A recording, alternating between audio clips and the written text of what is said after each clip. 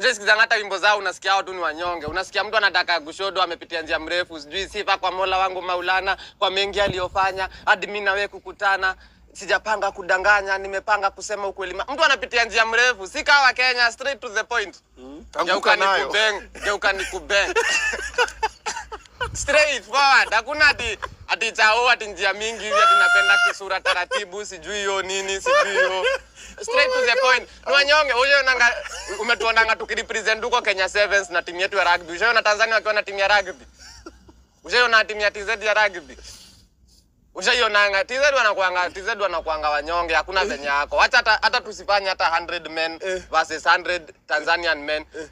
Tutafute wasanii wa TZ. Tuchukue wasanii wa TZ. Chukua wasanii 100 wa TZ versus Calligraph. Watakanda. Watapanguzwa. Nani anakuja hapo sasa kupiga Calligraph sasa? Tuweke nani?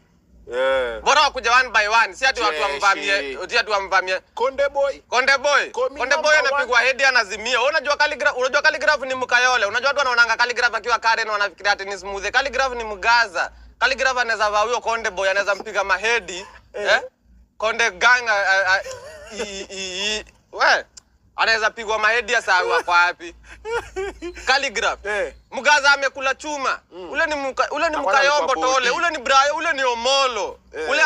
Ule ni anaingia hivi Wasafi Records hivi anakuta hivi Diamond hivi. Diamond akijifanya ati anakunja mdomo hadi hapa. Anapata Calligraph amekunja hadi kwa masikio. Washafi kula kidevu chini. The OG must be respected. The OG must be respected. Alafu niambia ati amekula hivyo kidevu, niambia ati mtu kama Mario ati anaweza ona ati Konde Boy na Simba amekula hivyo kidevu agoje. Ai, Konde Boy hapo akijaribu Calligraph ndio atajua siku ya tembo kufa.